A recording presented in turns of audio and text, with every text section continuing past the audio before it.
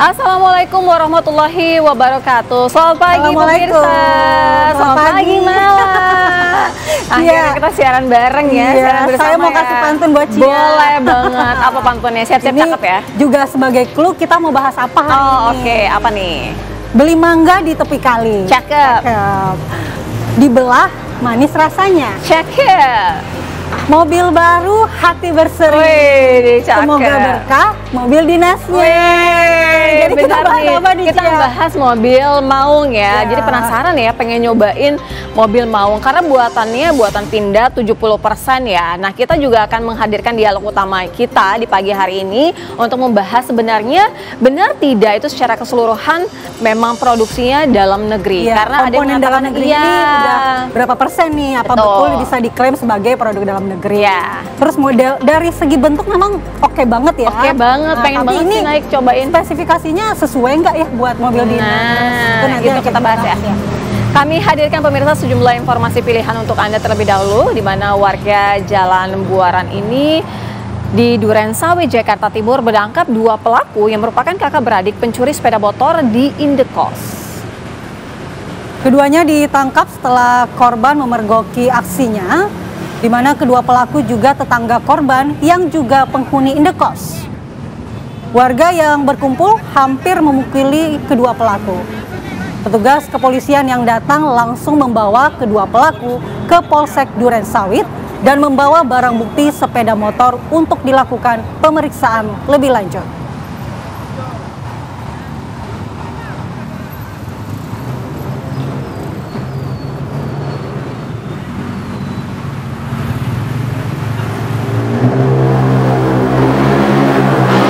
Ke Makassar, tim Jatanras Polrestabes Makassar, Sulawesi Selatan menggerebek seorang pelaku pencurian telepon genggam saat berada di rumahnya. Pemirsa, pelaku ini ditangkap setelah mencuri telepon genggam yang pada saat itu tertinggal di dashboard sepeda motor milik korban. Pelaku yang berinisial SL ini kemudian diringkus petugas saat sedang bersama dengan temannya. Tanpa perlawanan, sang pelaku pun langsung dibawa ke posko Jatanras untuk proses pemeriksaan lebih lanjut.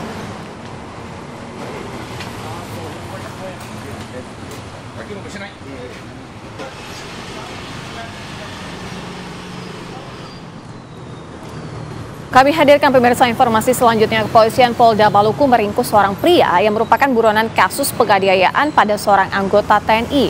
Pelaku bernama Ramis Bakai alias Baret ini ditangkap di rumah sakit Jeleimena. Saat itu ia dirawat karena luka-luka akibat kecelakaan tunggal di Jalan Raya Negeri Wakal.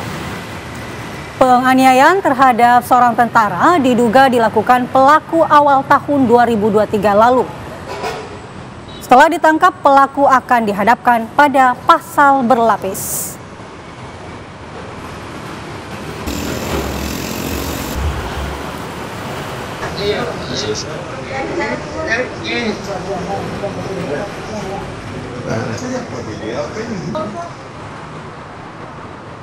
Selanjutnya kita ke Lampung. Sejumlah emak-emak yang mengaku jadi korban penipuan menggeruduk rumah terduga dukun palsu di Jati Agung, Lampung Selatan. Mereka mengaku sudah merugi sampai ratusan juta rupiah akibat ulah dua pelaku SP dan SK. Emak-emak tersebut percaya saja ketika berkali-kali dimintai uang dengan alasan ritual penarikan uang gaib 27 miliar rupiah. Emak-emak yang datang hanya mendapati rumah kosong dan mengaku sudah melapor ke polisi.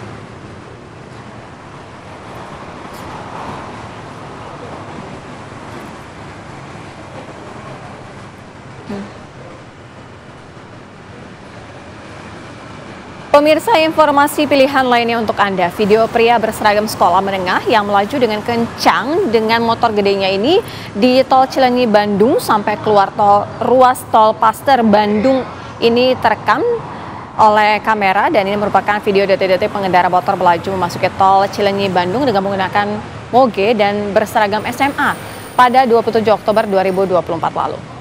Ya, terlihat pria ini sesekali melewati mobil dan truk yang ada di depannya. Dari keterangan pihak Jasa Marga Tol Purbalenyi, Pria pengguna moge tersebut merupakan anak SMA berasal dari Garut menuju Bandung. Pengendara dalam video itu sudah diamankan dan dilakukan penilangan oleh petugas PJR Dirlantas Polda Jabar. Usai dilakukan pengejaran dari tol Cileunyi dan tertangkap di kilometer 127 ruas tol Pasteur.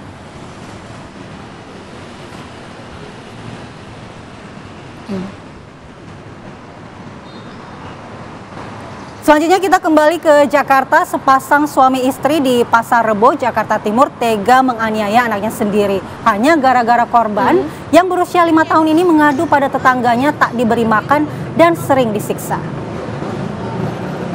Pemirsa, informasi ini membuat warga Kalisari Pasar Rebo pun shock terlihat kondisi korban yang mengalami banyak luka di tubuhnya.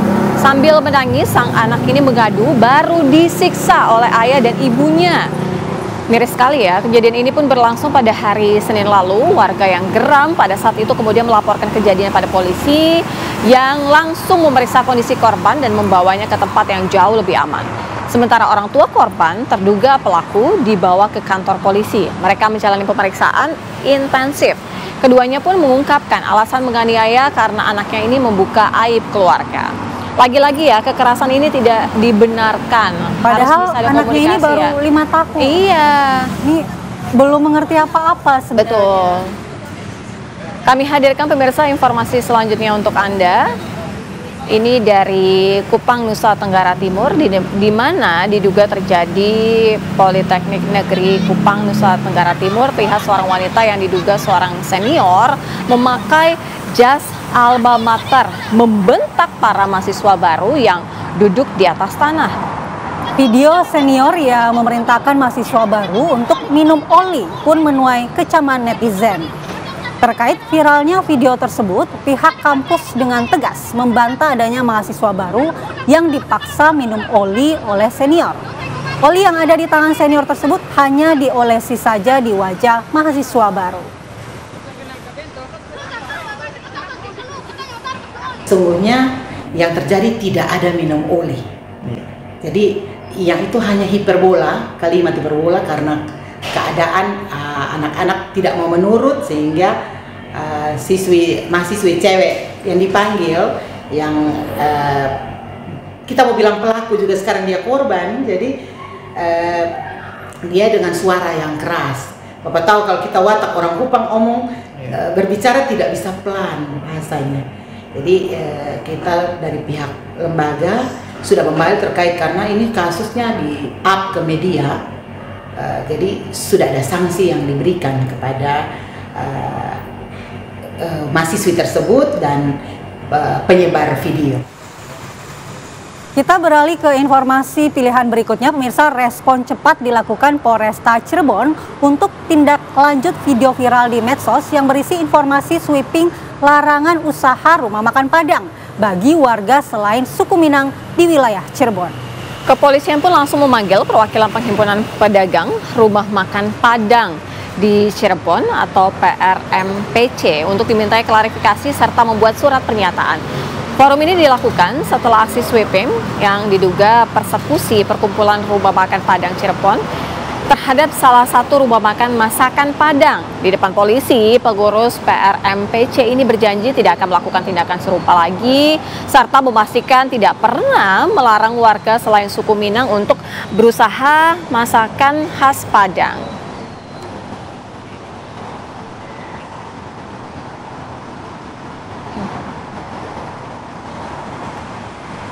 Pemirsa, usai jeda kami akan menghadirkan informasi di mana saat Presiden Prabowo melaksanakan tugasnya ke luar negeri, maka Wakil Presiden Gibran Rakabuming Raka akan menjadi pelaksana tugas Presiden dan memegang kendali pemerintahan untuk sementara. Informasinya kami hadirkan usai jeda. Jangan kemana-mana, tetaplah di Apa Kabar Indonesia Pagi.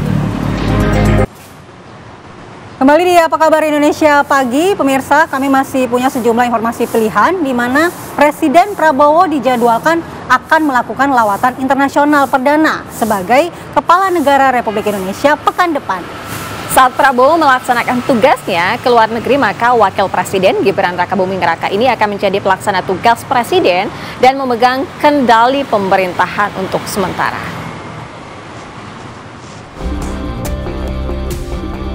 Presiden RI Prabowo Subianto dijadwalkan akan menghadiri sejumlah undangan internasional seperti KTT Asia Pacific Economic Cooperation, APEC, dan KTT G20. Saat Prabowo melaksanakan lawatannya ke luar negeri, maka Wakil Presiden Gibran Rakabuming Raka akan menjadi pelaksana tugas Kepala Negara. Menteri Sekretaris Negara memastikan akan ada surat resmi untuk Gibran memegang kendali pemerintahan sementara saat Prabowo ke luar negeri. Penetapan Wapres menjadi PLT Presiden akan diterbitkan melalui keputusan Presiden atau Kepres. Kan ada undangan, ada G20, ada APEC sebagai kepala negara, ya pasti beliau kan harus hadir. Kan Pak Prabowo kan keluar negeri, berarti dalam pemerintahan akan dipegang sama Mas Gibran dulu untuk sementara atau gimana? Ya pasti tuh, kan aturannya pasti begitu. Berarti nanti kan dikeluarin surat ya Pak? Hah? Akan keluarin surat buat Iya.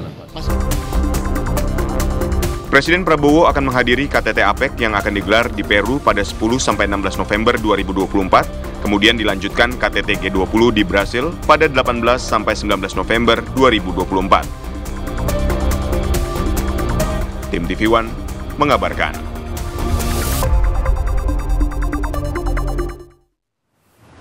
Pemirsa, Ketua DPC PDI Perjuangan Kabupaten Bekasi yang juga merupakan Wakil Ketua 2 DPRD Kabupaten Bekasi ini ditetapkan sebagai tersangka suap oleh Kejaksaan Negeri Kabupaten Bekasi. Oknum Wakil Ketua DPRD tersebut diringkus 1 hari pasca dilantik. Kejaksaan Negeri Kabupaten Bekasi menetapkan tersangka terhadap SL dalam kasus suap atau gratifikasi dari seorang wanita berinisial SR yang sebelumnya telah ditetapkan juga sebagai tersangka. Barang bukti 2 unit mobil jenis sedan dan SUV disita dari tangan tersangka yang saat itu menjabat sebagai Wakil Ketua DPRD Kabupaten Bekasi periode 2019-2024 demi mendapatkan proyek. Tersangka SL dituduh melanggar Undang-Undang Nomor 31 Tahun 1999 tentang Pemberantasan Tindak Pidana Korupsi sebagaimana diubah dengan Undang-Undang Nomor 20 Tahun 2001.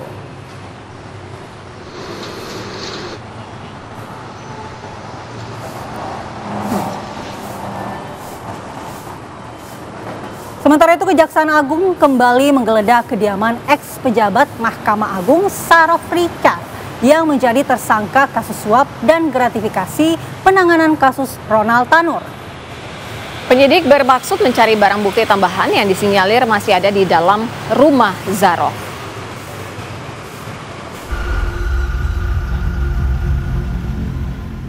Dengan mengendarai 2 unit kendaraan roda 4, pihak Kejaksaan Agung RI memasuki kediaman Sarof Rikar di Jalan Senayan nomor 8 RT 1 RW 6 Rawa Barat, Kebayoran Baru, Jakarta Selatan, Selasa sore. Didampingi oleh aparat dan pihak petugas keamanan komplek, penyidik langsung menggeledah kediaman mantan pejabat Mahkamah Agung itu. Penyidik disinyalir tengah mencari bukti tambahan baru dalam pengungkapan dugaan korupsi pemufakatan jahat kasus Ronald Tanur.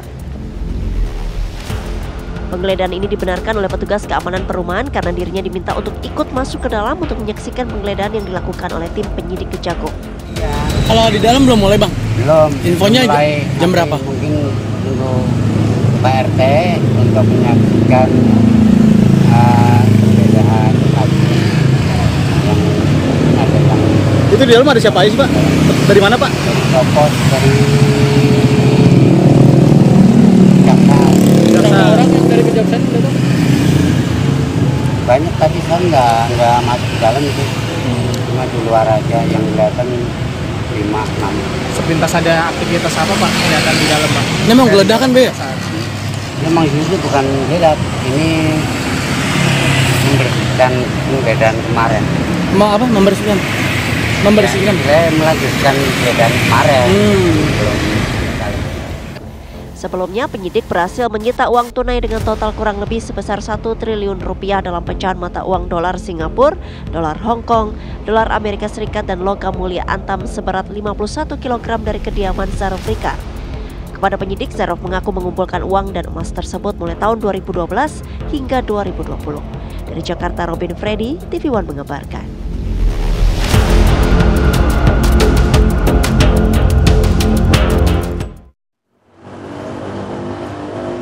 Kita hadirkan pemirsa informasi selanjutnya untuk Anda. Kejaksaan Agung menetapkan mantan Menteri Perdagangan Thomas Trikasih Lembong ini sebagai tersangka dalam kasus dugaan korupsi impor gula periode 2015 hingga 2016. Saat digiring ke mobil tahanan pada Selasa malam, Thomas hanya mengatakan akan menyerahkan proses hukum kepada Tuhan.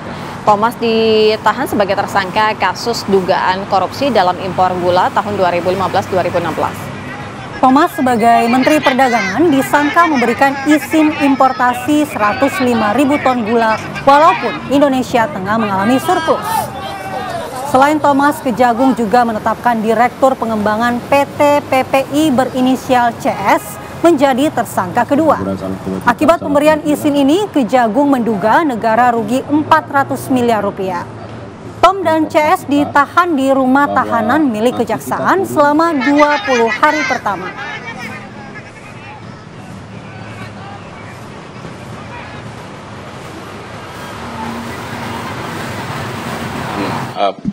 Kerugian keuangan negara yang sudah disampaikan bahwa ini kan akan terus dihitung, ya, dihitung untuk pastinya seperti apa, dan mengenai aliran dana itu akan didalami juga. Ya, apakah karena kalau kita lihat kan tersangka sebagai regulator, ya, bersama dengan dari PPI dan perusahaan-perusahaan itu. Nah, apakah ada misalnya di situ unsur aliran dana, tentu nanti akan terus didalami. Nanti itu sangat tergantung dari keterangan-keterangan, ya, yang akan dilakukan. Itu yang saya sebutkan tadi dari beberapa pihak, misalnya dari 8 perusahaan itu, ya kan dia mendapat keuntungan. Nah, apakah misalnya ada aliran dana terhadap siapa saja? Nah, itu nanti sangat tergantung dengan keterangan yang akan berkembang. Selanjutnya kita ke Palembang dulu, pemirsa. 2 rumah di permukiman padat penduduk di Palembang, Sumatera Selatan ludes dilalap api. Warga pun bergotong royong memadamkan api dengan alat seadanya, termasuk menghancurkan genteng rumah agar api ini tidak semakin meluas lagi. Api baru dapat dipadamkan 45 menit kemudian setelah 4 unit mobil dinas pemadam kebakaran ini Kota Palembang diterjunkan. Tidak ada korban jiwa maupun luka dalam peristiwa kebakaran ini.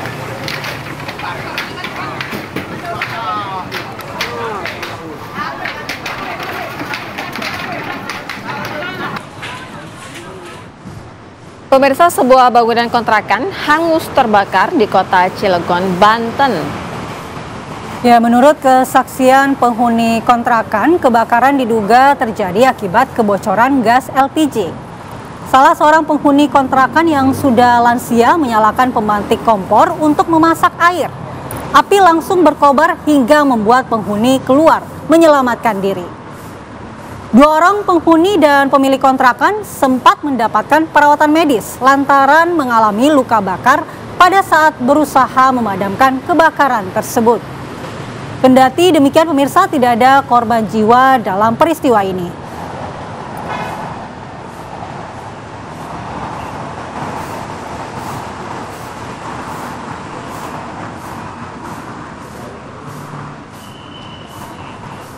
Lagi-lagi ya, ini peristiwa kebakaran terjadi karena gas LPG yang bocor. Hati-hati kalau mau pergi meninggalkan rumah, harus dicek lagi kompor, karena kemudian ini sudah gas. sering kali terjadi. Iya, betul. Mungkin lupa dimatikan, iya, atau mungkin ada kebocoran tapi tidak terdeteksi. Betul. Selanjutnya pemirsa, kita ke Sidrap, pesta panen yang digelar warga untuk mensyukuri hasil panen mereka di Kabupaten Sidrap, Sulawesi Selatan berakhir tragis. 3 warga terkena sambaran petir saat pesta sedang digelar dan 1 diantaranya tewas. Pemirsa, yang Anda saksikan merupakan video amatir warga sesaat setelah sambaran petir ini menyambar sebuah pohon kelapa dan beberapa warga yang berada di sekitarnya. Pohon kelapa tersebut pun terlihat terbakar. 3 warga yang saat itu sedang menonton pesta panen kemudian juga ikut menjadi korban. Pesta panen ini berlangsung di Desa Tonrong Rijang, Kecamatan Baranti, Kabupaten Sidrap, Sulawesi Selatan pada Rabu sore.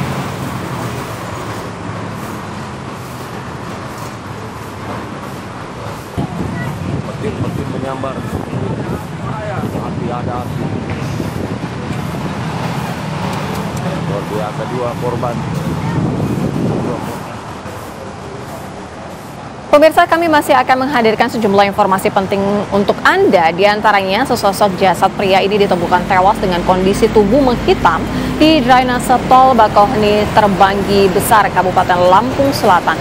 Diduga korban tewas akibat pembunuhan. Informasinya kami hadirkan usai jeda.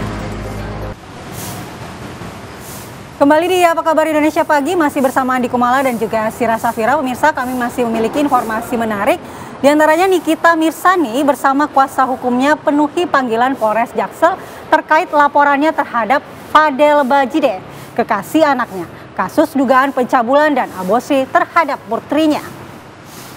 Pemirsa, Nikita Mirzani ini didampingi kuasa hukumnya menjalani pemeriksaan lanjutan perihal laporannya terhadap Fadel Bajide atas dugaan pencabulan dan aborsi terhadap putrinya. Total ada 58 pertanyaan yang diajukan penyidik kepada Nikita Mirzani. Kuasa hukum Nikita Mirzani, Fahmi, menyebutkan kliennya diberi sebanyak 58 pertanyaan. Salah satunya mengenai identitas LM, anak kandungnya Nikita Mirzani.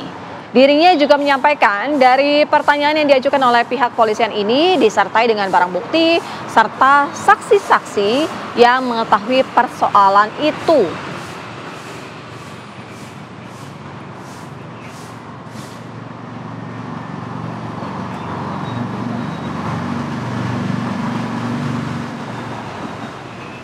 Pemirsa, kami hadirkan informasi lainnya masih dari Jakarta, di mana seorang wanita parubaya ini ditabrak truk berbuatan air di Kalideres, Jakarta Barat pada Rabu pagi kemarin. Korban kini masih menjalani perawatan intensif di Rumah Sakit Herbina, Kalideres, Jakarta Barat. Dari rekaman kamera pengawas, tampak kejadian saat seorang wanita parubaya yang menjadi korban ditabrak dari belakang oleh truk muatan air di Jalan Perumahan Citra 2, Pegadungan, Kalideres, Jakarta Barat. Kalau dilihat, korban saat itu diketahui tengah berolahraga dengan berjalan kaki seorang diri di bahu jalan. Sang sopir truk bersama warga yang melintas berupaya menolong korban yang mengalami luka di bagian kepala ke rumah sakit. Korban kini menjalani perawatan intensif di rumah sakit, sementara sang sopir berikut kendaraannya menjalani pemeriksaan di unit Laka Lantas Jakarta Barat.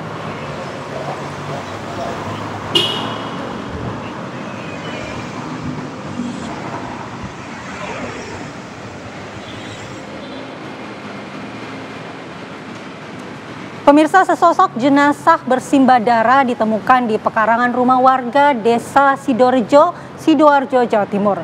Warga menduga perempuan tersebut adalah korban pembunuhan yang kemudian dibuang di rumpun pohon pisang.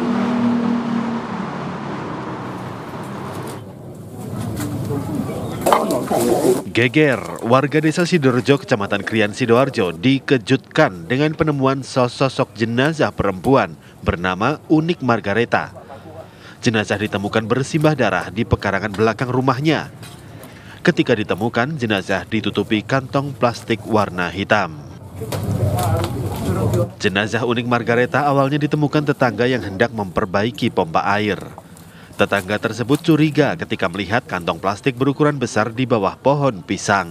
Ternyata di baliknya terdapat sesosok jenazah dalam posisi tertelungkup. Warga langsung melaporkan temuan jenazah pada polisi yang segera datang dan melakukan olah TKP. Dalam saat yang sama, aparat juga mengumpulkan keterangan para saksi. Dari hasil identifikasi bersama unit identifikasi Polres, kita belum bisa menyimpulkan bahwa apa penyebab terjadinya tindak pidana sehingga korban mengalami luka di bagian belakang dan sudah dalam keadaan meninggal dunia. Sementara masih kita dalami, kemudian korban dibawa ke Rumah Sakit Bayangkara, Porong untuk dilakukan identifikasi dan pendalaman. Saat ini polisi mencari keberadaan suami korban yang diduga berada di Trenggalek membawa ponsel istrinya. Seusai olah TKP, jenazah dibawa ke Rumah Sakit Bayangkara Porong untuk autopsi. Dari Sidoarjo, Jawa Timur, Humaydi, TV One mengabarkan.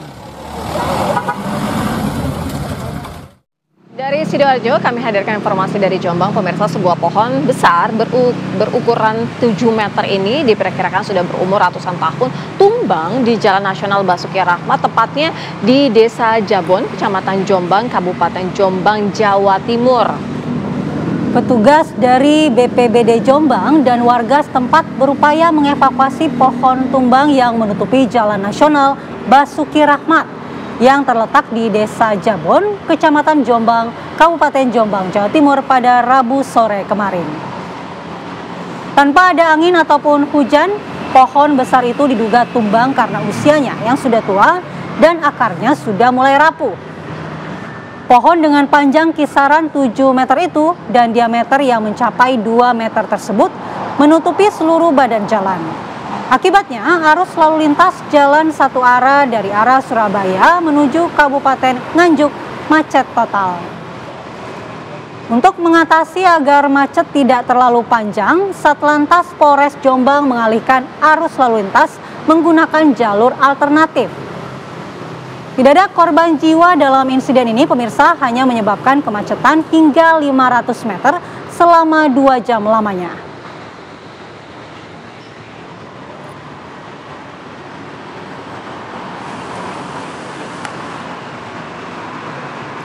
Ya, kita ke informasi berikutnya dari Lampung. Sesosok jasad pria ditemukan tewas dengan kondisi tubuh menghitam di drainase Tol Bakahuni, Terbanggi Besar, Kabupaten Lampung Selatan. Diduga korban tewas akibat pembunuhan.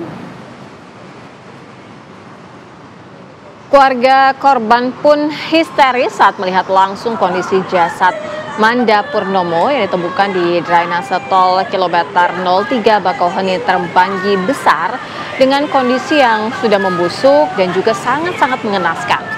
Dari pengakuan keluarga, sebelum menghilang, korban ini sempat pamit kepada sang istri untuk membantu polisi berinisial I. Namun di tengah perjalanan, Manda Purnomo ini sempat menghubungi sang istri dengan pada saat itu kondisinya ketakutan. Menurut sang istri, korban meminta pertolongan karena dijebak dan akan dibunuh oleh oknum polisi. Diketahui korban telah bekerja dengan polisi selama 4 bulan, kemudian merasa kematian sang suami ini tidak wajar. Sang istri pun bersama keluarga melaporkan peristiwa itu ke kepolisian.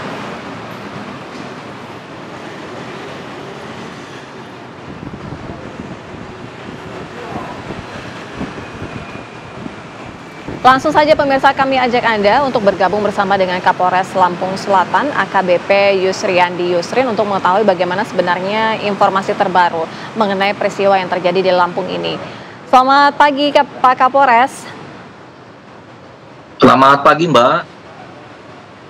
Pak Kapolres, sebenarnya kalau menurut dari apa yang disampaikan oleh sang istri, artinya sang suami ini sebelum akhirnya tidak bisa dihubungi dan menghilang, sempat merasa ketakutan. Ada tidak keterangan yang lebih spesifik lagi yang disampaikan pada saat itu?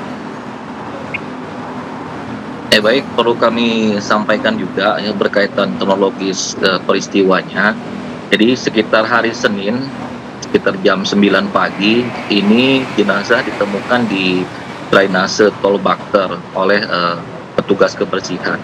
Kemudian setelah diinformasikan kepada kepolisian, dari Satreskrim sudah turun langsung melakukan olah TKP ya dengan tim identifikasi. Nah, kemudian kami mencari saksi-saksi untuk bisa membuat terang terkait peristiwa yang ada. Nah, dari keterangan para saksi ini masih terus kami dalami, kami lakukan penyelidikan untuk bisa mengungkap misteri kematian dari jenazah tersebut. Demikian, Pak. Ya, Pak Kapolres, pada saat penemuan siapa yang pertama kali menemukan jenazah di pinggir tol ini, Pak Kapolres, dan apa yang saat itu dilaporkan oleh warga? Ya, baik, ini ditemukan oleh salah satu petugas kebersihan di sekitar tol. Kemudian petugas kebersihan tersebut melaporkan kepada pihak tol, kemudian dilaporkan kembali kepada Polres Lampung Selatan. Nah, dari situ tim langsung melakukan olah TKP, Mbak. Kemudian setelah olah TKP kami langsung bawa ke rumah sakit Pop Bazar Kalianda. Nah, setelah 1 hari kami bawa ke rumah sakit, keluarga korban datang, terus kami lakukan pendalaman, pemeriksaan terhadap saksi-saksi untuk bisa membuat terang peristiwa yang terjadi. Demikian. Sejauh ini Pak Kapolres, pendalaman pemeriksaan yang sudah dilakukan terhadap saksi-saksi mengarah ke mana? Apakah sudah diketahui juga polisi yang di mana korban ini bekerja? Baik, untuk hasil penyelidikan saat ini, kemarin sudah dilakukan otopsi, namun hasil belum keluar, kami juga masih menunggu hasil otopsi. Namun kami juga masih terus mencari bukti-bukti baik keterangan saksi, kemudian juga CCTV yang ada di sekitar jalan tol 3B Bakter Bakauni. Ini masih kami terus lakukan penyelidikan lebih lanjut, Mbak, masih berproses. Ini masih bekerja, ini maraton untuk pemeriksaan para saksi-saksi yang ada di Beliau. Ya, Pak Kapolres, dari hasil penyelidikan sementara, apakah ada tanda-tanda kekerasan yang mengarah ke tindak kriminal yang ditemukan di tubuh korban, Pak? Baik, pada saat penemuan jenazah di TKP, ya, ini juga sudah di hasil visum dari Rumah Sakit Obazar, tidak ditemukan tanda-tanda kekerasan. Ini korban diperkirakan meninggal 2 hingga 4 hari, karena korban jenazahnya sudah membusuk, Pak. Namun kami masih menunggu hasil otopsi, baru kemarin dilakukan otopsi, sehingga kami masih menunggu hasil otopsi. Pak Kapolres, ada yang disampaikan oleh sang istri ketika sang suami ini menelpon dan merasa ketakutan. Apa yang membuat sang suami ataupun korban itu merasa ketakutan? Apakah disampaikan oleh sang istri begitu penjelasan kronologinya ketika ada video call ataupun ada telepon yang dilakukan antara mereka? Ya, ini jadi pada saat di TKP pun kami menemukan satu handphone, ya, handphone dalam kondisi mati. Nah, ini juga kami perlu lakukan nanti digital forensik untuk bisa melihat apakah ada komunikasi dengan istri atau keluarga dari korban, hingga bisa membuat jelas terang peristiwa yang terjadinya, Mbak. Jadi kami masih terus ini, Mbak, masih terus menggali lebih dalam, ya, pemeriksaan saksi-saksi khususnya dari keluarga korban. Demikian. Ya, Pak Kapolres, pada saat korban ini meminta izin kepada istrinya untuk berangkat bekerja, dia mengatakan kalau diajak oleh polisi atau bekerja dengan polisi. Apakah polisi yang dimaksud ini adalah oknum polisi sesungguhnya atau polisi gadungan, Pak? Nah, baik, Mbak, jadi terkait adanya informasi, ya, ini kami jadikan suatu petunjuk, ya, terindikasi apakah memang benar atau tidak dugaan keterlibatan ada anggota Polri.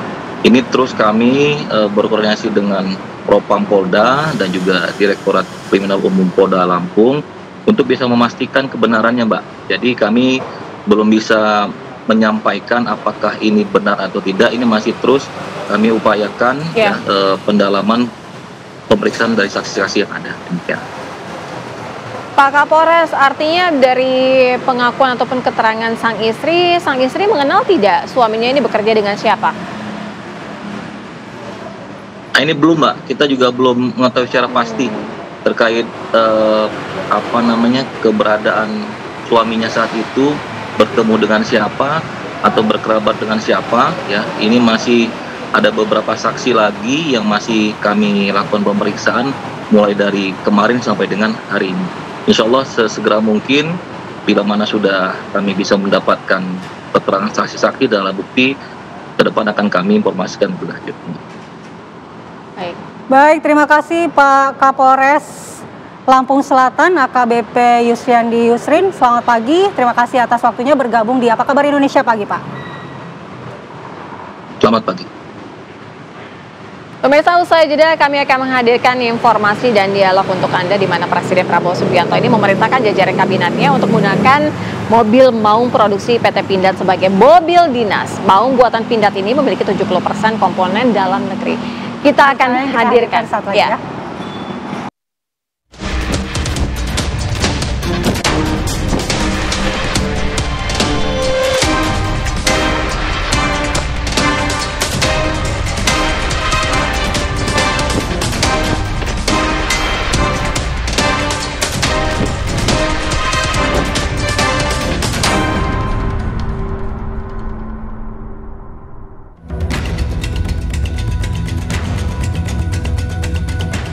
Mobil maung produksi PT Pindad kini menjadi sorotan setelah keluar instruksi dari Presiden Prabowo Subianto agar seluruh pejabat Kabinet Merah Putih menggunakannya sebagai mobil dinas.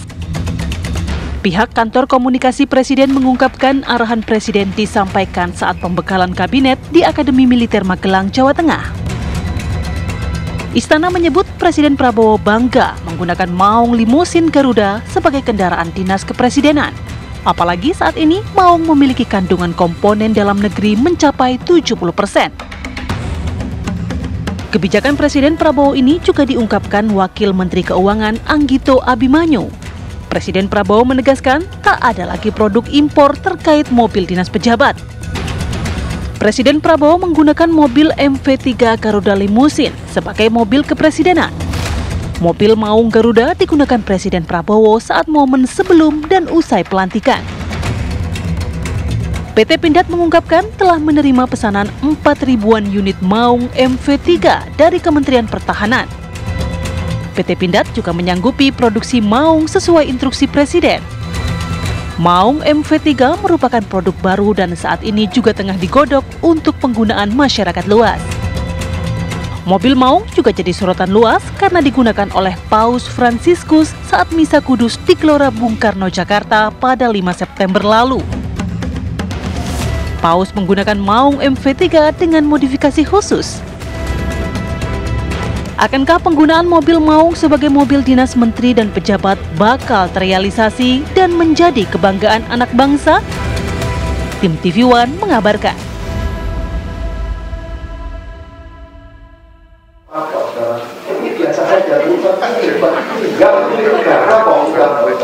Minggu depan saya akan pakai mobilnya maung itu, mobilnya Pindad itu. Karena Pak Prabowo sudah bilang, minggu depan tidak ada lagi barang impor untuk mobil respon 1 sama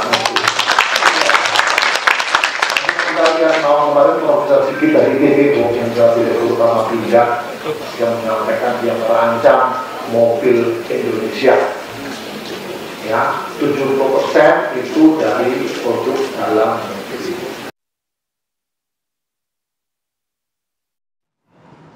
Pemirsa, Hasan Nasbi, Kepala Kantor Komunikasi Kepresidenan Republik Indonesia angkat bicara terkait dengan penggunaan maung Pindad sebagai mobil dinas. Lebih lanjut, ia mengatakan bahwa semua masih dalam perencanaan dan pengkajian, sehingga masih belum ada penetapan soal anggaran ataupun total kendaraan yang akan dipesan.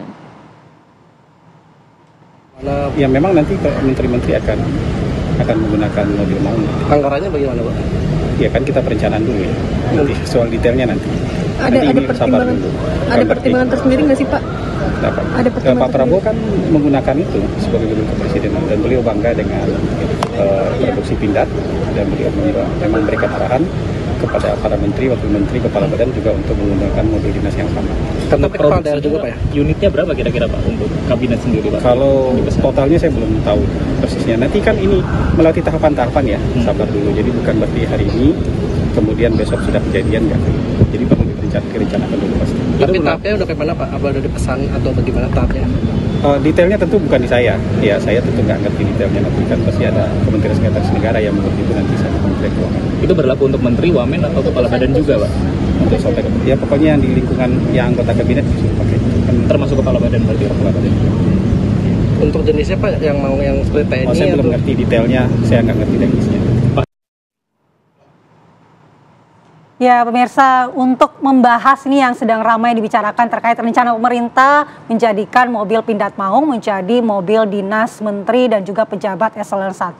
Kita akan membahasnya bersama dengan narasumber yang sudah bergabung bersama kami. Di studio sudah ada Mas Ujang Kamarudin, analis politik dari Universitas Al-Azhar Indonesia. Selamat pagi, Mas Ujang. Selamat pagi, Kang Ujang. Mbak Sira. Ya, Assalamualaikum. Waalaikumsalam warahmatullahi wabarakatuh. Dan selain Mas Ujang, kita juga sudah bergabung dengan Mas Agus Pambadio, pakar kebijakan publik yang sudah bergabung bersama kami melalui daring. Selamat pagi, Mas Agus. Sehat, Pak Agus. Malam. Pagi, Mala dan Vira. Assalamualaikum. Waalaikumsalam warahmatullahi wabarakatuh. Baik, Bang. Alhamdulillah, sehat. Ya, Mas Agus, kita mau tanya nih, bagaimana sih sebenarnya kebijakan dari rencana pemerintah menggunakan mobil Pindad maung? Dari segi efisiensinya seperti apa, Mas Agus? Ini kita bahas satu-satu ya. Pertama kan ini anggaran baru nih. Jadi pasti di luar anggarannya sudah disetujui tahun 2024 kemarin tuh 2025. Jadi kita mesti tahu dulu. Kemudian kan nomenklatur dari kabinet baru ini kan belum selesai. Harus diskusi panjang lebar, tinggi, rendah itu dengan Menpan RB.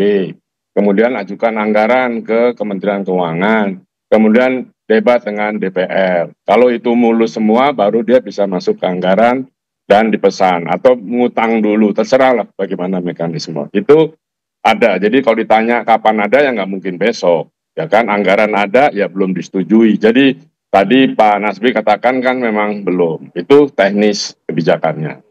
Sekarang kita lihat kendaraannya. Tentu kita bangga punya mobil yang 70% TKDN-nya. Tapi jangan lupa mobil itu jantungnya itu masih import engine-nya. Kalau Maung yang versi militer tahun 2020 itu dengan Toyota Hilux. Nah, Toyota tidak setuju kalau itu dikomersialkan menjadi kendaraan pribadi. Memang mungkin, saya nggak tahu, kontraknya adalah untuk kendaraan militer.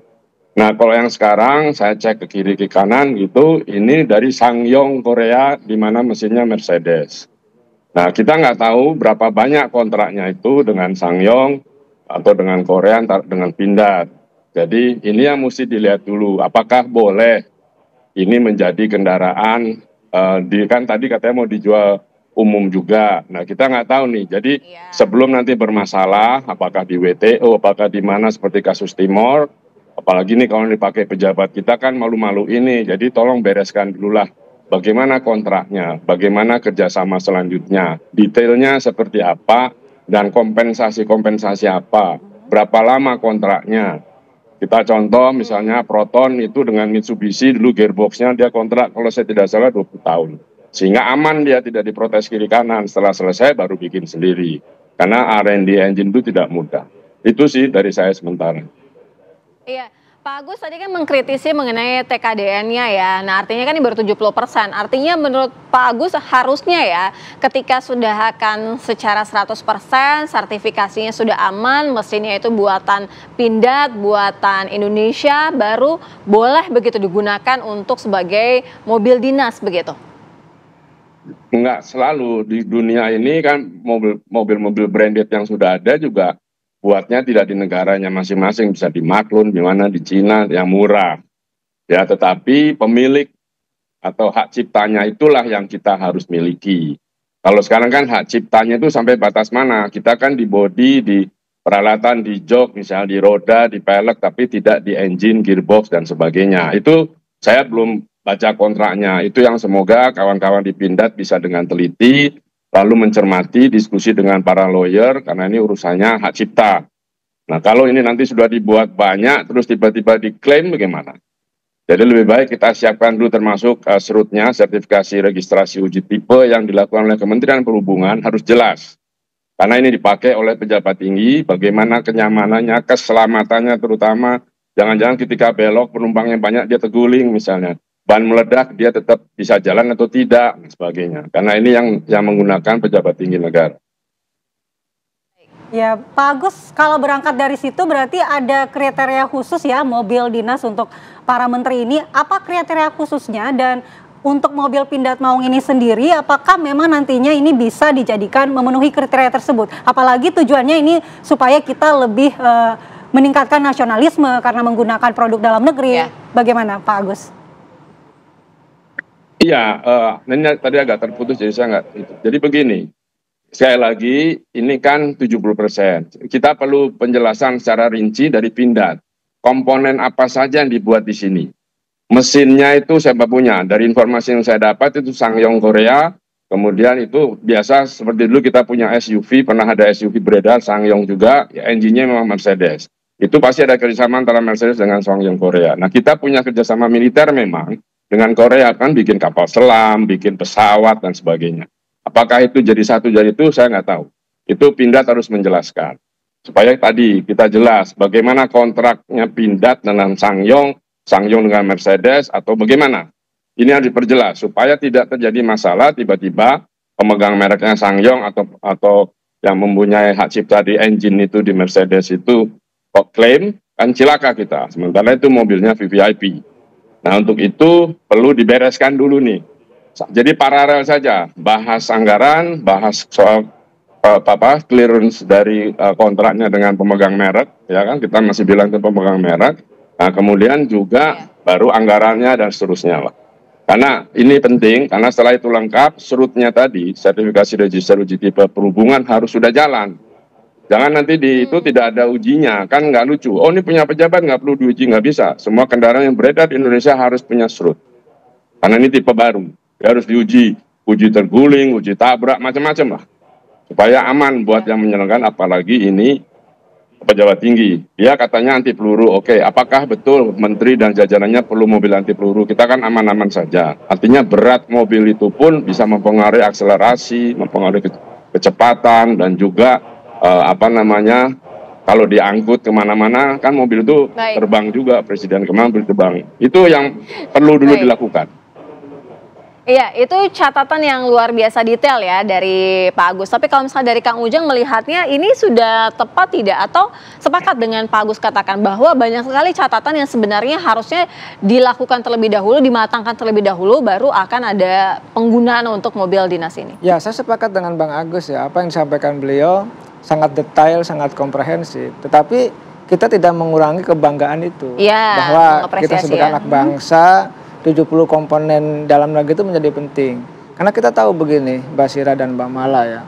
Kita ini semua produk kita dari mulai mau tidur sampai mau tidur lagi itu semua mohon maaf impor. Iya. Lalu juga bahan-bahan kebutuhan kita impor. 32. Disekelilingi dengan bahan-bahan impor gitu ya. Bahan komoditas pangan juga kita impor semua. Bahkan yang terakhir masalah kasus gula juga kan masalah impor. Dulu juga sapi juga impor. Nah, maksud saya ini kan momentum kebanggaan kita sebagai bangsa, katanya kita bangsa besar, maka di sini pondasi besar. Cintailah produk dalam negeri. Tetapi kita tidak pernah mencintai betul-betul produk dalam negeri itu. Oleh karena itu kita selalu berkampanye gitu ya di atas kertas dari dulu gitu bahwa cintai produk dalam negeri, tapi faktanya tidak. Faktanya tidak itu karena banyaknya masalah-masalah yang belum terselesaikan atau karena faktor apa kalau Kang Ujang banyak variabel yang harus kita baca. Misalkan banyak kepentingan, ada korupsi di situ, ada permainan impor, ada selisih harga dan lain sebagainya. Oleh karena itu saya melihat sebenarnya inilah sekali lagi ini momentum terbaik bagi anak bangsa untuk membuktikan bahwa kita mampu, kita punya kualitas. Oleh karena itu tadi soal mesinnya kontaknya dibicarakan, saya sepakat harus detail betul agar tidak ada masalah di kemudian hari. Tetapi apapun itu saya meyakini bahwa inilah pondasi dasar bahwa kita ingin punya kebanggaan secara nasional. Langkah yang baik. Tapi Mas Ujang, kalau selain tujuannya untuk bisa mencintai produk dalam negeri nih salah satunya, apakah ini juga langkah strategis yang cepat nih dari pemerintah untuk membentuk persepsi publik? Ya tentu gini, pemerintah harus ada kerja-kerja yang dilakukan. Ya, selain pembentukan opini ya pasti akan dilakukan apapun itu. Pemberantasan korupsi, bekerja dengan baik, itu bagian daripada pembentukan opini yang dibangun oleh pemerintah. Tetapi kan harus diukur sebagai bagian daripada kinerja. Ada ukuran, standar, parameter, publik menilai kepada pemerintah. Ya salah satunya tadi membangun pencitraan dalam konteks kinerja itu. Kalau saya sih merasa ya, kalau itu bisa direalisasikan dan itu bisa berjalan dengan baik, itu menjadi kebanggaan kita sebagai anak bangsa. Kita punya universitas, kita punya anak-anak bangsa yang berkualitas. Tapi mohon maaf, kita tidak punya kebanggaan mobil nasional. Lalu misalkan kita sebagai negara besar tidak punya teknologi yang canggih seperti kita tidak punya Google gitu. Ini kan harus dipikirkan oleh pemerintah. Masa iya negara yang kita anggap besar, yang dianggap tadi katanya negara yang ingin maju gitu ya, tapi kita tidak punya produk-produk yang berteknologi tinggi sehingga kita bisa bersaing dengan luar negeri. Bahkan saya dulu membaca sebuah buku gitu, Presiden Korea dulu itu 2014 kalau nggak salah. Mereka ketika ingin membangun Samsung, disinilah di tempat inilah kita akan membangun teknologi yang hebat. Samsung lah hadir dan itu bisa menguasai dan merajai dunia. Nah kita ini Indonesia harus ada dong sebagai presiden Pak Prabowo. Apa? Apakah di sini harus hadir tadi Maung ya yang bisa menjadi kebanggaan Indonesia? Bahkan kalau bisa ekspor ke luar negeri kalau bisa. Tapi saya sekali lagi sebagai anak bangsa meyakini bahwa inilah pondasi dasar kebanggaan kita. Ya urusan nanti anggarannya tadi komponen-komponen lainnya dan sebagainya, kebijakannya tentu Pak Agus tadi sudah sangat detail membahasnya. Setidaknya dicoba dulu ya Pak. Ya karena gini Mbak Mala, Mbak Sira ya, kalau ini kita tidak dukung ya mohon maaf kita tidak ada kebanggaan lagi. Bagaimana dulu Pak Habibie ya membangun pabrik dirgantara gitu. Sekarang mohon maaf dihancurkan oleh banyak kepentingan, katakanlah mungkin negara lain yang tidak suka bahwa Indonesia maju. Oleh karena itu sebenarnya kalau ini didorong oleh presidennya kuat dalam konteks punya political will untuk membangun kebanggaan nasional, harus didukung. Konsep mobil maung ini sudah ada dari tahun 2020 ya, sudah disiapkan ya. Tapi nanti kita bahas lagi ya, lebih lanjut lagi ya, bagaimana sebenarnya nanti realisasinya akan seperti apa. Kemudian kalau tadi yang dikhawatirkan ada masalah-masalah, sebenarnya seharusnya apa yang akan dilakukan oleh pemerintah ya secepatnya agar secara komprehensif udah matcher bagus gitu ya. Kita juga akan dengarkan bagaimana dengan pendapat masyarakat mengenai mobil maung yang akan dilakukan ataupun yang ditetapkan sebagai mobil dinas dari Menteri Kabinet Merah Putih. Positif atau negatif? Ya, betul. Kami akan hadirkan usai jeda. Kembali lagi di Apa Kabar Indonesia, kita masih bersama dengan Mas Ujang Komarudin dan juga ada Pak Agus Pambiodo di via Zoom, dan kita juga akan mengetahui seperti yang kita tanyakan tadi ke Mas Ujang, Mas, ini langkah strategis pemerintah nggak sih untuk membentuk citra nasionalisme kita? Tanggapan masyarakat sendiri seperti apa nih, positif atau negatif? Kita akan menanyakan ke reporter kita yang sudah berada di lapangan, ada Rizka Salsabila. Selamat pagi Rizka.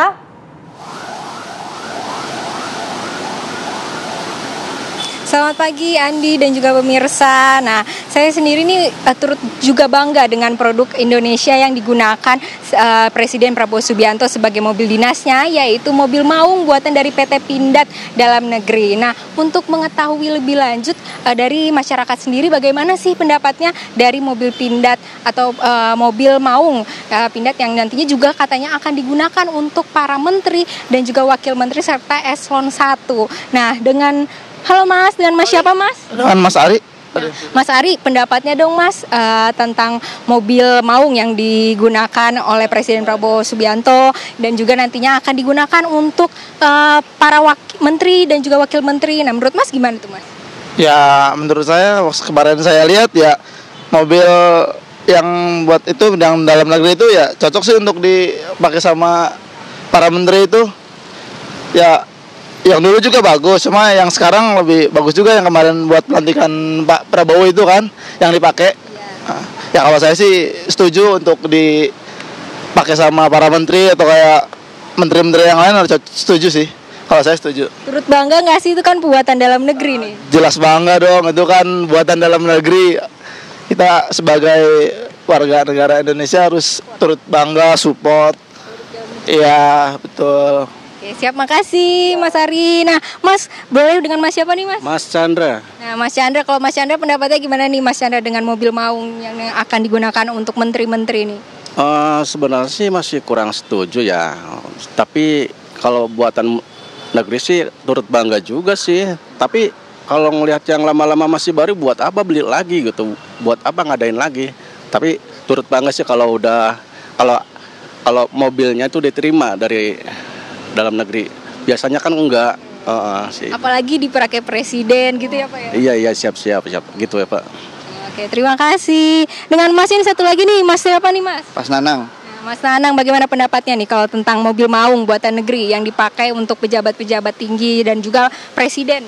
Kalau saya sih turut bangga, tapi lebih baik untuk Bapak Presiden kita, Bapak Prabowo Subianto ya. Tapi untuk menteri-menteri mah kayaknya untuk menteri mah mobil-mobil yang lama saja. Soalnya belum, nanti kan mengeluarkan anggaran lagi. Daripada anggaran nanti keluar lebih banyak lagi, lebih baik cukup buat presiden kita aja gitu. Dan turut bangga juga kayak yang lain. Jadi mobil lokal bisa mentas gitu di negeri sendiri. Ya. Kalau misalkan komersil, masih bakal beli nggak nih? Ya kalau komersil kalau ada uangnya beli, kalau nggak ada ya numpang aja kali. Ya, terima kasih Mas.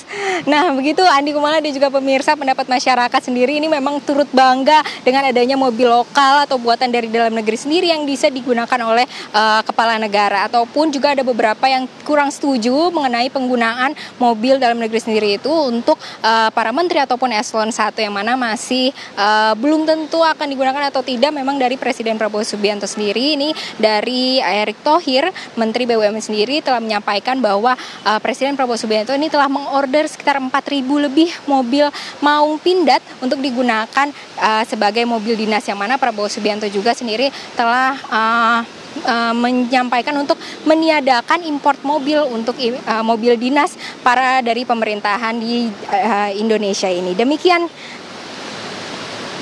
Baik, terima kasih Rizka Salsabila informasinya. Tadi statement dari warga itu juga beragam ya. Rata-rata sih sebenarnya satu kata, bangga kalau memang mobil Maung Pindad ini kepada produksi Indonesia ya. Kita ada langsung juga tanyakan juga kepada Pak Agus ya. Karena ada juga yang bilang mobil lama diapain? Iya, nah tadi kan betul lagi yang baru. Pak Agus juga menyoroti tadi ya soal anggaran itu, apalagi kan mobil Maung ini kan juga sekitar 600 jutaan ya. Nah tapi begini Pak Agus, ini kan juga suatu hal yang membanggakan begitu ya. Tadi Kang Ujang juga bilang Indonesia ini belum punya sesuatu hal yang memang buatan dari Indonesia sendiri. Artinya kalau misalnya dari segi anggaran oke, ada yang harus perlu dikritisi, tapi paling tidak ketika ini sudah menjadi kebijakan, artinya akan ada suatu kebanggaan juga Pak Agus. Saya kan bukan tidak setuju, saya setuju. Cuman saya mengingatkan supaya nanti ketika keluar kebijakan lalu tidak bermasalah baik di dalam negeri maupun internasional. Kan nama kita yang jelek. Jadi sebelum lanjut paralel saja. Namanya nomenklatur dibereskan, anggaran bereskan, kemudian juga urusan-urusan kontrak Pindad dengan Sangyong atau dengan Mercedes atau even Toyota itu dibereskan saja dulu, karena kalau tidak itu nanti malah bikin malu kita. Itu saja. Soal kebanggaan iya pasti, tapi saya dari sisi kebijakan itu harus proper, harus baik dan benar, karena ini yang menggunakan pejabat negara. Ya Pak Agus, mungkin ikut menanggapi tanggapan masyarakat tadi. Kalau sebagian besar merasa bangga kalau ada produk dalam negeri, tapi sebagian juga berpikir bahwa sebaiknya menteri-menteri menggunakan mobil atau kendaraan dinas yang lama saja karena akan boros di anggaran. Tanggapannya Pak Agus? Efektif, dia masih efisien itu dalam 5 tahun. Setelah 5 tahun harus pasti akan banyak onderdil yang diganti. Jadi memang masa edarnya biasanya 5 tahun diganti baru.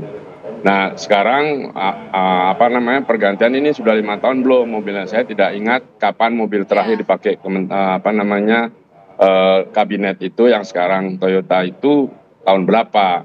Tapi kalau soal kembali lagi soal prioritas, kita tunggu presiden yang memprioritaskan soal kesehatan, gizi, pendidikan dan sebagainya dan pertahanan itu diutamakan. Nah, apakah ini masuk? Kita kan belum tahu. Perintah dari presiden, ya Menteri Keuangan akan mengolahnya. Apakah ada anggaran itu? Tadi katakan 600 juta kali 130 orang. Nah itu belum nanti cadangannya. Kan harus ada cadangan ini. Katakan 150 mobil. Nah itu siapnya kapan dan sebagainya. Itu yang perlu dihitung. Kita bangga boleh, tapi tidak lalu euforia yang ada akhirnya juga akan repot kita sendiri. Pak Agus, yang sudah-sudah itu sebenarnya kalau untuk mobil dinas sendiri dari para menteri ini sendiri memangnya angkanya sekitar segituan atau ada kalkulasi tertentu dari antara sekian ratus juta begitu? Ya, kalau yang Toyota Camry itu lebih mahal dari 600, ya kan? Saya bukan dealer jadi nggak hafal harganya. Jadi pasti itu lebih mahal karena itu kendaraan sedan kelas 1, ada yang pakai Toyota, bahkan ada yang pakai Alphard gitu kan. Nah, itu harganya sudah di atas 1 M. Nah, tentu soal itu sekarang kembali lagi kita minta Menteri Keuangan untuk menghitungkan yang bilang mau pakai itu kan salah satunya Wakil Menteri Keuangan Amgito Abimanyu itu. Jadi coba mereka hitung dulu, masuk nggak? Atau ditunda dulu 2 tahun lagi misalnya, karena anggaran. Kan anggarannya sekarang berjalan itu sudah disahkan DPR tahun 2024 ini.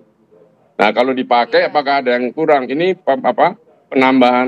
penambahan kementerian lembaga ini juga akan menggerus dana sangat besar, karena nomenklaturnya belum selesai. Bisa-bisa nanti menteri-menteri yang baru ini tidak bergaji, seperti kasus IKN Anda ingat kan, 18 bulan tidak bergaji karena nomenklaturnya baru selesai. Ini yang perlu diingat juga. Saya hanya mengingatkan, setuju. mengingatkan supaya nanti tidak bermasalah karena ini kendaraan digunakan oleh pejabat tinggi. Baik Pak Agus, nanti kita juga akan kembali ke Mas Ujang untuk tahu sebenarnya keuntungan yang kita peroleh kalau kita pakai pindad maung itu, khususnya ini secara politik ya, politik global, politik nasional. Tapi kita akan lihat dulu pesan-pesan berikut, kita akan kembali usai jeda. Terima kasih Anda masih bersama kami, kita lanjutkan dialog. Kalau misalnya dari Kang Ujang sendiri melihatnya kan tadi malah juga sempat bilang ya, ini kan memang kebanggaan. Tapi paling tidak untuk efektivitasnya, kira-kira kelebihan kita ketika kita memang menggunakan mobil maung ini seperti apa? Ya gini, bangsa yang bagus ya, bangsa yang maju, itu adalah majunya perkembangan teknologi. Oleh karena itu tidak ada negara yang maju di dunia ini yang teknologinya tidak maju. Yeah. Nah di kita ini mohon maaf, orang-orang kaya kita, itu mereka kaya bukan karena teknologi. Beda dengan Amerika ya, dia kan melahirkan Microsoft, gitu, Google, WA dan lain sebagainya. Mereka menciptakan teknologi sehingga mendapatkan pundi-pundi uang yang luar biasa banyak. Di kita ini tidak, di kita ini ya mohon maaf kaya banyaknya mohon maaf usaha tambang gitu ya. Artinya ini kan harus dikembangkan bagaimana kita memiliki teknologi yang betul-betul mampu ya berdaya guna bersaing. Bukan hanya di Indonesia tapi juga di dunia. Nah ini proses ini kan harus dijalani, harus dilakukan oleh kita sebagai bangsa gitu loh. Kita tadi punya Undipres unggulan, punya SDM juga yang cukup, orang-orang kita juga berkualitas. Masa kita tidak bisa?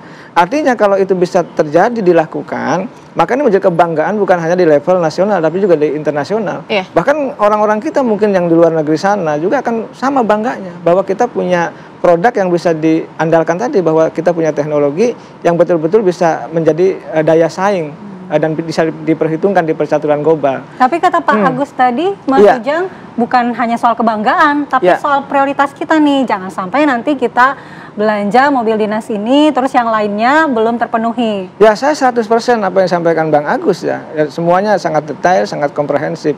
Tetapi tadi kita bagaimanapun, kita ingin berusaha untuk menghadirkan itu. Caranya bagaimana, Bang Agus mengatakan paralel kan, sambil jalan gitu, sambil diurus izinnya gitu, diurus hak patennya, diurus mungkin butuh waktu ya, tidak terburu-buru begitu ya. Artinya semuanya sepakat, Bang Agus juga sepakat, saya juga sepakat, tadi juga masyarakat juga beberapa sepakat untuk bisa membangun kebanggaan itu. Jangan sampai gini, kita ini jangan sampai menjadi pasar, hanya menjadi pasar, hanya menjadi jualan bagi negara lain. Saya katakan tadi di awal kita spill bahwa gitu bahan komoditas kita. Bahkan di rumah saya pun di dapur-dapur saya kan sering masak semua impor. Nah, ini kan maksud saya harus ditata ulang dalam konteks bernegara. Masa sih kita negara besar tidak mampu menghadirkan teknologi yang menjadi kebanggaan. Jadi kalau kita punya itu gitu, paling tidak negara yang bisa dihitung. Tadi kita tidak punya teknologi yang menjadi kebanggaan anak bangsa. Oleh karena itu kita mulai gitu dengan adanya mobil maung itu. Berarti mungkin Mas Ujang ini setuju kalau posisi kebijakan ini memiliki simbolisme politik untuk dunia gitu. Ya pasti, kan kalau kita lihat bagaimana Pak Prabowo sebelum dilantik sudah keliling ya kan ke banyak negara, pekan depan juga keliling. Itu intensitas itu dilakukan oleh Pak Prabowo ingin membuktikan bahwa Indonesia bisa loh bersaing. Indonesia bisa loh menjadi negara maju gitu loh. Indonesia bisa menjalin hubungan baik dengan negara lain. Oleh karena itu tadi ketika hubungan di luar negerinya dibangun, di dalam negeri juga dibangun dong. SDM-nya dibangun, ya kan, lalu juga tadi teknologinya dibangun. Kalau tidak paralel dalam konteks tadi Pak Prabowo keliling ke luar negeri, lalu di Indonesianya tidak dibangun teknologi yang canggih, tidak ada kebanggaannya, buat apa? Oleh karena itu saya melihat, saya sepakat tadi 100% Bang Agus, apa yang disampaikan betul 100% sepakat. Tetapi tadi saya hanya ingin mengatakan bahwa inilah waktunya, saatnya kita sudah saatnya memulai bahwa kita ini mohon maaf, dunia sudah perang dagang, kita ini hanya bisa menghadirkan beli dan beli, tidak pernah mengekspor teknologi kita. Oleh karena itu saatnya kita membangun kebanggaan itu dengan dalam konteks bernegara. Kalau Kang Ujang kan ini kan kita juga sudah tahu ya bahwa sebenarnya mobil maung pindad ini sudah prosesnya cukup lama ya, beberapa tahun yang lalu ya, 2020. Nah artinya apakah memang seurgensi itu untuk dilakukan di akhir tahun ini? Kalau tadi dari Pak Agus bilang sebenarnya dibuat matang dulu aja, jangan sampai ada anggaran yang melonjak, kemudian juga dipersiapkan aja paling tidak supaya tidak ada masalah-masalah tertentu. Nah, kalau misal dari perspektif Kang Ujang, artinya haruskah sekarang atau butuh waktu lagi nanti setahun lagi ketika anggaran sudah baik-baik saja, ketika anggaran sudah diketahui prioritasnya yang mana? Ya, pelan-pelan dan bertahap ya, saya rasa. Kita kan tahu persis punya hutang besar, lalu juga APBN kita juga defisit. Ya kan, lalu ada pembekakan jumlah kementerian, itu juga kan pasti akan menyedot anggaran yang tidak kecil. Lalu juga ada anggaran Astacita yang prioritas dari Pak Prabowo, makan bergizi gratis dan lain sebagainya. Oleh karena itu tadi tinggal disinkronkan saja, apakah betul uangnya ada atau tidak. Jangan terburu-buru juga, pelan-pelan. Ketika misalkan presidennya sudah, ya presiden dulu sebagai simbol menggunakan itu. Nah, artinya kalau menteri ya bisa menyusul atau kapan tepat waktunya, karena semua pasti ada skala ukuran dan aturannya itu. Dan saya ingin melihat bahwa apa yang dilakukan oleh Pak Prabowo ya butuh dukungan dari semua komponen bangsa. Tetapi tadi harus diukur juga kemampuan APBN kita dalam konteks merealisasikan mobil maung itu. Saya orang Sunda, Mbak. Maung itu kan artinya macan ya kalau orang Sunda. Jadi dalam konteks itu pun kita senang saja. Tapi tadi bahwa kita ingin menggugah macan Asia, macan Asia, kalau bisa macan dunia.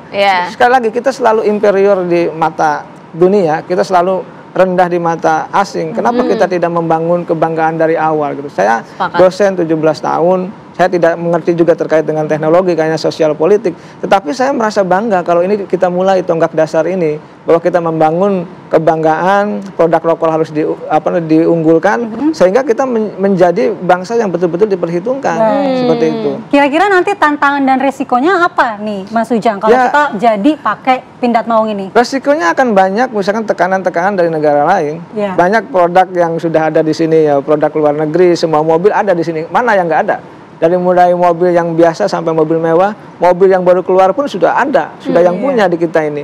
Nah, mungkin ketika kita belajar dari mobil timur, kita belajar dari SMK, nggak pernah hadir ada di jalanan raya kita. Oleh karena itu ini betul-betul harus dikaji secara komprehensif, betul-betul kehadirannya bukan hanya membanggakan, tapi diukur secara rasional bahwa ini betul-betul bisa direalisasikan.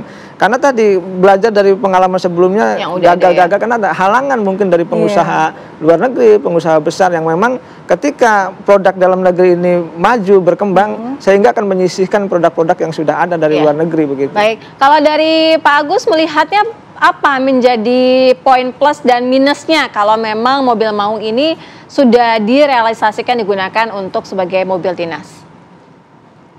Oke, pertama kita jangan pakai metodenya Pak Jokowi yang cepat-cepat ya.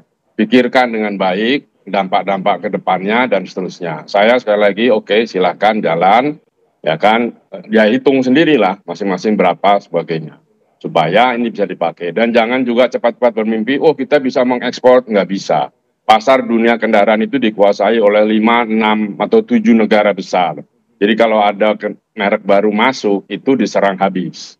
Ya kan? Nah ini peran dari Menteri Luar Negeri harus canggih. Menteri Perindustrian, Menteri Perdagangan harus canggih. Karena biar bagaimana namanya ahli teknologi di dunia itu tidak ada.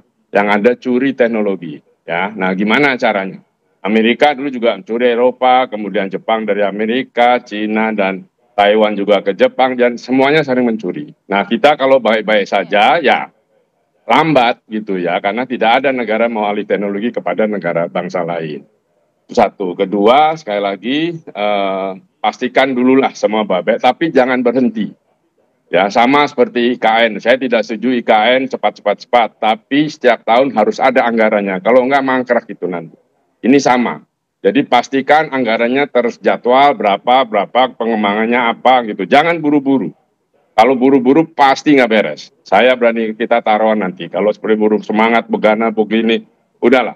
Kita cuma PR-ing saja, tapi in reality-nya tidak bisa terjadi. Jadi hati-hati, ini barang bagus. Hati-hati perencanaannya, hati-hati evaluasi. Semua perizinan Pak masukkan ini kalau memang sudah oke. Masuk ke pasar internasional juga hati-hati sebelum dibunuh oleh merek lain. Ini dagang, jadi tidak bisa kita pakai selera, yolah, bolehlah, tolonglah, nggak bisa. Kita harus tegas, itu saja. Ya Pak Agus, tapi kalau sedikit bicara keyakinan, apakah Pak Agus juga meyakini kalau rencana kita menggunakan mobil buatan sendiri untuk mobil dinas kendaraan itu bisa terrealisasi meskipun bertahap mungkin Pak? Bisa saja, sekali lagi tadi sudah saya katakan bisa. Lalu kita kembalikan bagaimana dengan rencana dekarbonisasi, artinya pakai kendaraan EV, electronic vehicles, yang listrik, yang kemarin dicanangkan oleh pemerintahan Pak Jokowi. Ini bagaimana? Kemarin kan sudah dipesankan kendaraan-kendaraan kementerian semua pakai EV, sekian biji dan seterusnya.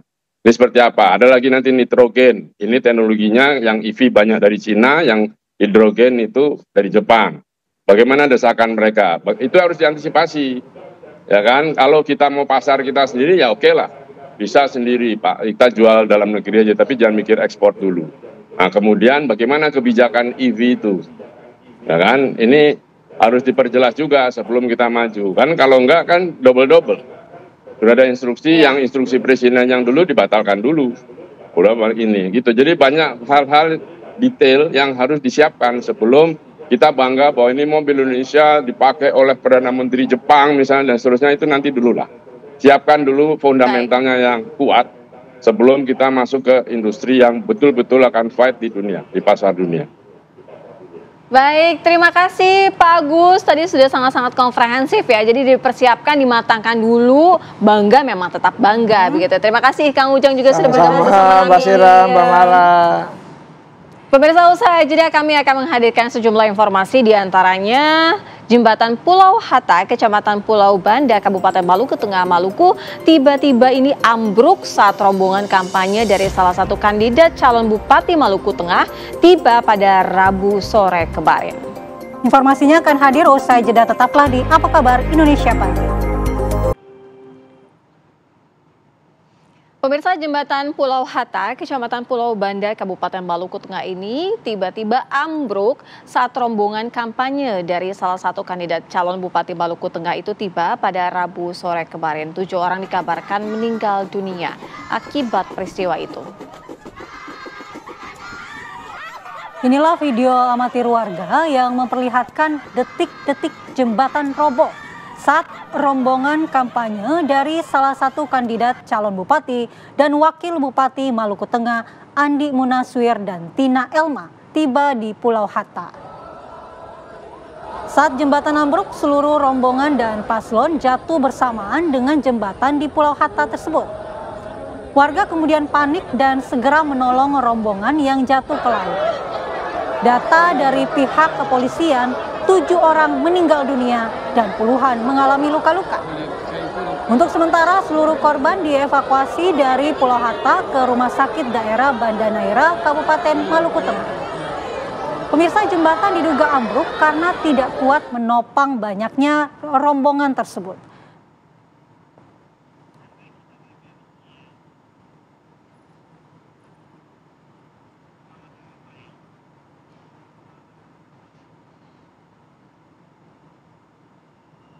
Ya pemirsa, kita akan bergabung dengan Kepala Basarnas Kota Ambon, Bapak Muhammad Arafah, untuk mengupdate bagaimana kondisi terkini para korban dan juga penanganan dari kasus jembatan ambruk di Maluku Tengah ini. Selamat pagi Pak Arafah. Selamat pagi. Selamat pagi Sira dan Andi Kumala. Ya Pak Arafah, bagaimana saat ini terkait dengan kondisi terkini para korban dari ambruknya jembatan ini Pak? Dan bagaimana kronologi kejadian?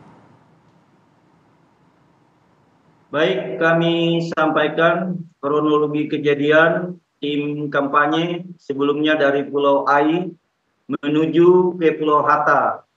Setelah tiba di dermaga Pulau Hatta disambut tarian hadrah. Dan pada saat penyambutan, jembatan patah mengakibatkan rombongan jatuh ke air dan tertimpa dengan reruntuhan jembatan. Kalau menurut informasi Pak, jembatan ini memangnya sudah tidak layak atau bagaimana kondisinya? Atau memang kelebihan berat ketika melewati jembatan ini? Kelebihan beban berat yang pada saat itu tim dari masyarakat melaksanakan tarian penyambutan tim kampanye. Demikian.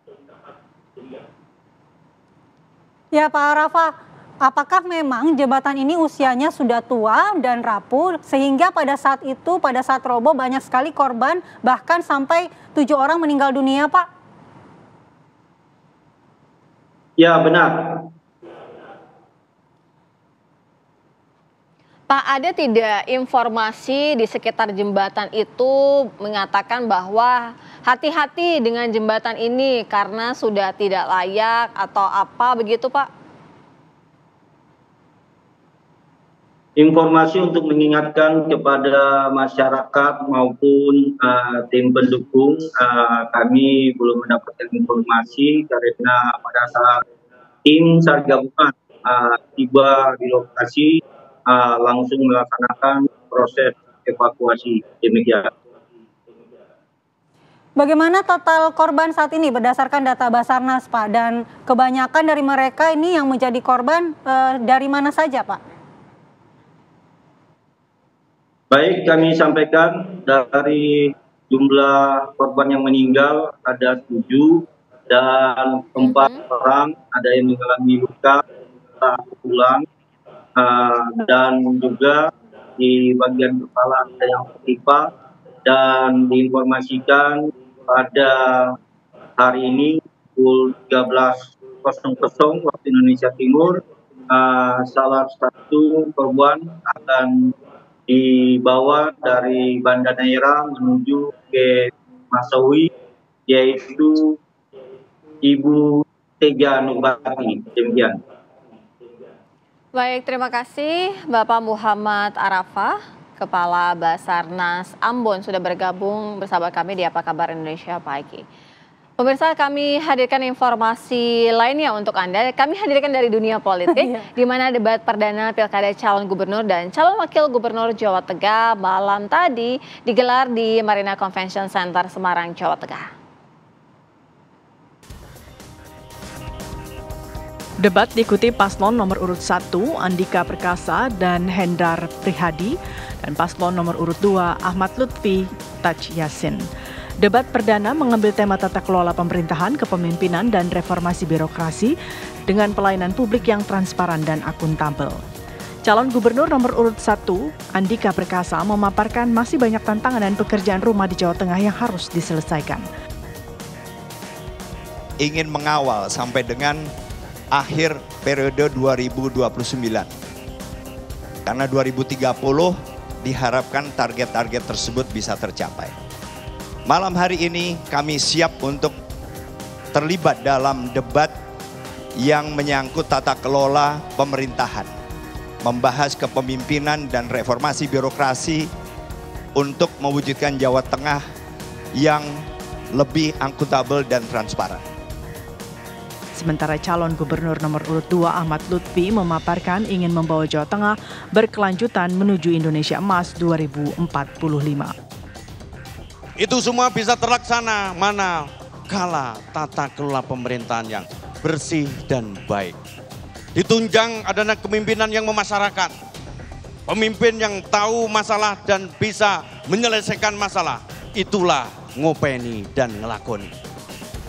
Ngopeni adalah memberikan pelayanan yang terbaik kepada masyarakat. Sebagaimana pernah dicontohkan oleh Presiden yang ke-7, yaitu Bapak Joko Widodo, mendukung kami. Debat Pilgub Jawa Tengah 2024 akan dilaksanakan 3 kali.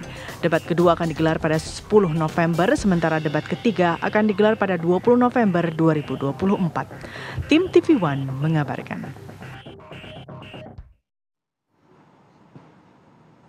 Menarik dan cukup seru nih pertarungan di Pilgub Jawa Tengah karena pertarungan 2 jenderal. Cuma 2 pasangan, sama-sama jenderal. Kita ke Jakarta, pemirsa. Calon gubernur Jakarta nomor urut 1 Ridwan Kamil mendapat dukungan dari ratusan relawan Ridwan Kamil RK Mania. Dengan mengenakan kaos coklat dan jaket berwarna krem, kehadiran calon gubernur Jakarta nomor urut 1 Ridwan Kamil di Gedung Remaja Pulau Gadung Rawamangun disambut antusias oleh para pendukungnya. Kehadiran RK ini langsung disambut dengan budaya Betawi, yaitu palang pintu. RK juga mendapat dukungan dari ratusan orang yang mengatasnamakan RK Mania. RK Mania pun optimis pasangan Ridwan Kamil dan Suswono ini bisa menang 1 putaran di Pilkada Jakarta. Selanjutnya di depan para relawan, RK juga memaparkan sejumlah program unggulannya.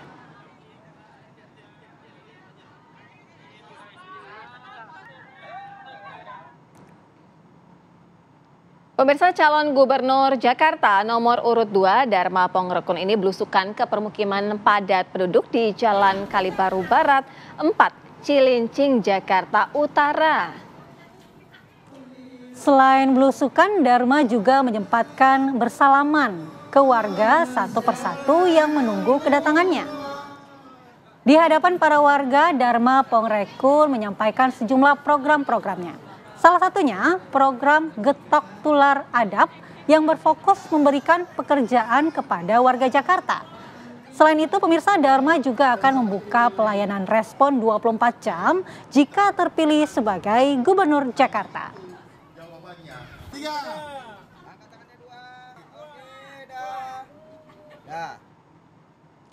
Kita lanjut ke calon wakil gubernur Jakarta nomor urut 3 Rano Karno yang berencana menambah waktu dan memperluas lokasi Car Free Day di Jakarta.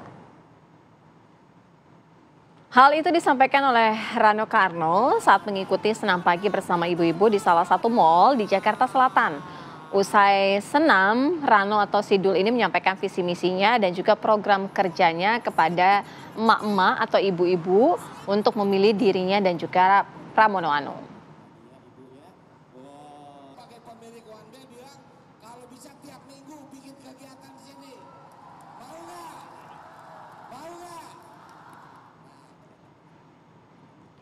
Selanjutnya pemirsa, kami hadirkan informasi untuk Anda di mana juga kita masih menghadirkan mengenai dunia politik ya. Kita masih hadirkan terkait pilkada, ya. Kalau tadi pilkada Jakarta, sekarang kita mau jalan-jalan ke pilkada Jawa Barat. Ya, ke Jawa Barat ya. Kita Ini hadirkan. dia informasinya.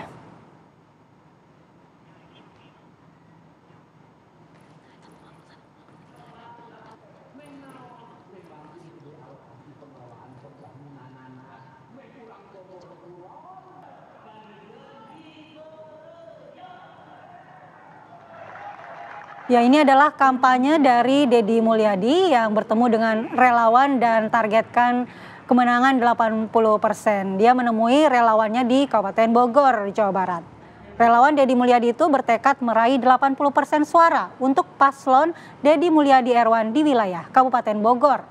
Deddy Mulyadi juga menyampaikan agar para relawan makin meningkatkan usahanya menjelang pilkada serentak untuk mengkampanyekan paslon Deddy Erwan di Pilgub Jawa Barat dan paslon Rudi Susmanto Ade Ruhandi di Pilgub Kabupaten Bogor.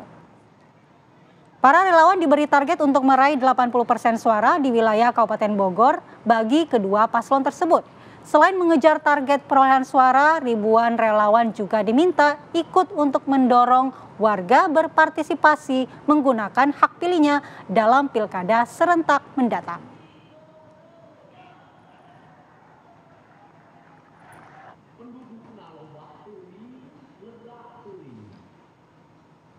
Pemirsa, usai jeda kami akan menghadirkan informasi Subdit Jatanras Direktorat Reserse Kriminal Umum Polda Metro ini berhasil menemukan potongan kepala wanita yang ditemukan tewas di Muara Baru, Jakarta Utara.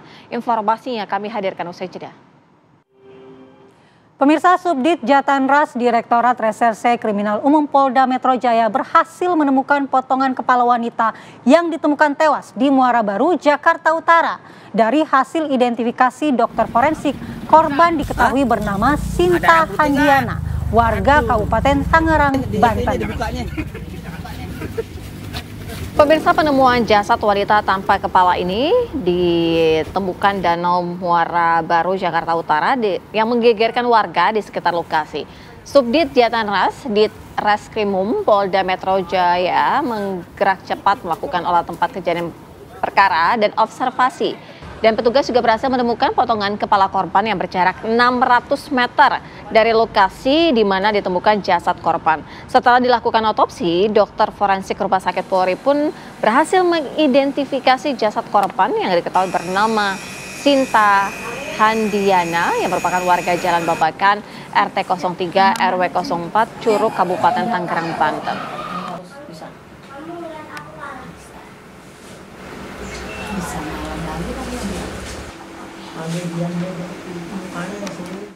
Dugaan kami juga kuat bahwa pelaku ini juga sudah cukup merencanakan terkait dengan bagaimana proses pembuangan jenazah tersebut. Karung ini kita temukan di beberapa tempat. Jadi memang lapisan kaki korban itu terbungkus dengan karung masing-masing satu ya. Jadi kaki kanan terbungkus satu karung, kaki kiri terbungkus satu karung. Setelah lapisan karung tersebut, kemudian bagian badan menyeluruh itu dilapisi dengan selimut ya. Dibungkus selimut, setelah dibungkus selimut adanya spons seperti alas kasur tadi, baru kemudian dibungkus karung putih lagi sampai dengan akhirnya di bagian luar itu lapisan kardus ya. Kardus kulkas atau apa dong? Jadi kardus itu kalau kita lihat dari hasil temuan memang ada kardus kulkas ya. Untuk informasi terbaru pemirsa, kami ajak Anda bergabung bersama dengan Muhammad Santoso yang merupakan adik korban. Selamat pagi Pak Santoso. Ya, Mas Santoso mungkin bisa diceritakan sebenarnya pada saat kejadian sang adik Anda ini sempat pamit begitu ya, pergi ya, kemudian sudah tidak kembali lagi atau bagaimana? Untuk pamitnya sih pamit biasa untuk kerja di Jakarta gitu ya. Untuk beberapa jam kemudian dikabari, beliau sih ngabari anaknya untuk mengirimkan foto yang memakai gamis. Nah setelah dikirim dan dihubungi lagi itu sudah tidak bisa dihubungi sampai hari kejadian. Iya, Mas Santoso, lalu pertama kali keluarga mengetahui bahwa korban ini ditemukan sudah tewas ini kapan, Mas? Pada tanggal 28 itu ya, pada 29. Pada saat kejadian itu langsung dari Polda Metro Jaya itu menghubungi pihak keluarga, memastikan jenazah. Gitu kan, langsung menghubungi dan langsung datang sih. Mas Santoso, kita turut prihatin ya dengan apa yang menimpa kakak Anda. Tapi ini bagaimana dengan kondisinya itu, memang kakak Anda itu bekerja di Jakarta, rutin begitu ke Jakarta? Rutin. Iya, Mas Santoso, apakah apakah Anda mengetahui sebenarnya di mana tempat kerja dan apa pekerjaan dari kakak Anda? Infonya sih hanya bekerja di Jakarta sebagai admin, itu aja sih keterangan dari korban. Tapi kalau untuk kerjanya di mana? Kakak Anda pernah menceritakan punya musuh, ada yang tidak suka dengan dia begitu? Kebetulan sih dari korban itu atau dari almarhum itu dia nggak terbuka ya. Orangnya memang introvert, tertutup gitu. Jadi walau untuk ngobrol selebihnya ya ngobrol itu cuma sekedar secukupnya. Tapi kalau dari kehidupan dia nggak, setahu saya itu dia nggak pernah ada musuh atau gimana, nggak pernah. Baik, lalu sebelum kejadian itu, apakah sebelumnya korban atau almarhum ini pernah bercerita kepada keluarga atau ke anaknya tentang mungkin apa yang dialami di tempat kerja atau mungkin ada masalah-masalah lainnya? Nggak pernah. Nggak pernah. Mas Santoso, ini biasanya kalau...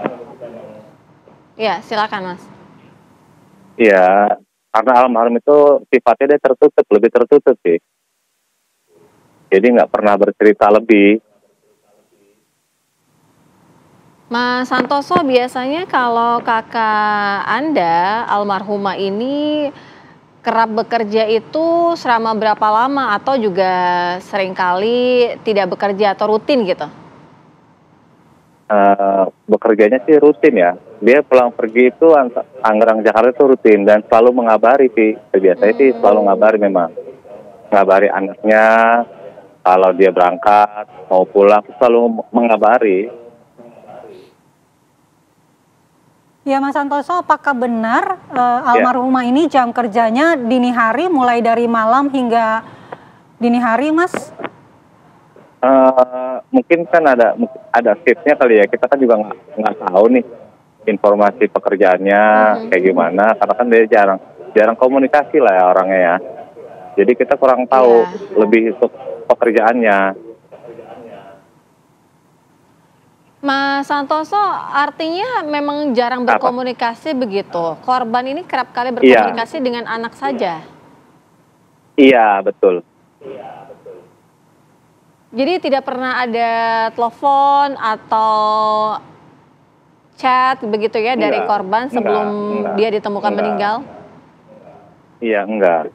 Baik. Dari informasi pihak kepolisian mungkin Mas Santoso dari telepon genggam, riwayat telepon genggam, apakah ada orang yang dihubungi selain dari anak almarhumah sendiri? Kebetulan sih dari terakhir chat atau hubungan via telepon atau via WA itu ada. Memang dia ada salah satu temannya ya, teman dekatnya lah di Jakarta itu. Nah itu ya teman dekatnya itulah yang bisa mengungkap kasus ini. Baik, mohon maaf Mas Santoso, ini temannya itu laki-laki atau perempuan? Perempuan. Dia ternyata itu terbukanya sama teman perempuannya itu, teman dekatnya itu. Baik. Mas Santoso, ada yang ingin disampaikan kepada pihak kepolisian mungkin melalui siaran televisi TV One ini? Ya, kami dari pihak keluarga sih mengucapkan terima kasih ya kepada pihak kepolisian, khususnya Polda Metro Jaya, Jatantras Unit 2, kepada Pak Jack yang telah mengungkap kasus ini ya. Baik, terima kasih Mas Santoso. Kami sekali lagi turut berduka cita atas peristiwa yang dialami oleh kakak Anda. Mudah-mudahan keluarga yang ditinggalkan diberi ketabahan. Amin, insya Allah. Selamat pagi, terima kasih Mas Santoso. Terima kasih. Pemirsa, usai sudah kebersamaan kita, tapi sebelum kita tutup program Apa Kabar Indonesia Pagi, kita terlebih dahulu ya menyapa rekan kami Zinka Neila yang akan membawakan program Kabar Utama Pagi. Zinka, selamat pagi. Apa yang menjadi headline di pagi hari ini? Halo, selamat pagi Sira dan Bala. Pada hari ini Kabar Utama Pagi akan mengajak berbincang dengan yang pertama ini ada guru yang memvideokan muridnya sedang tertidur di kelas saat jam pelajaran. Dan ini diduga guru ini tidak berani untuk menegur anak tersebut sehingga di videokannya tersebut nanti kita juga akan bincang-bincang dengan kepala sekolahnya ini yang berada di SMP, salah satu SMP di Lamongan. Dan sementara itu juga nanti kita akan berbincang dengan Bupati Konawe Selatan soal kelanjutan dari kasus guru honorer Supriyani. Sementara demikian, Andi Kupala dan Sira Safira. Baik, terima kasih Zinka Nela. Masih banyak informasi yang dapat pemirsa lihat dan saksikan di TV One, yakni di Kabar Utama Pagi sesaat lagi. Dan akhir kata, saya Andi Kumala pamit undur diri. Saya Sira Safira mewakili kru yang bertugas mengucapkan terima kasih. Sampai jumpa.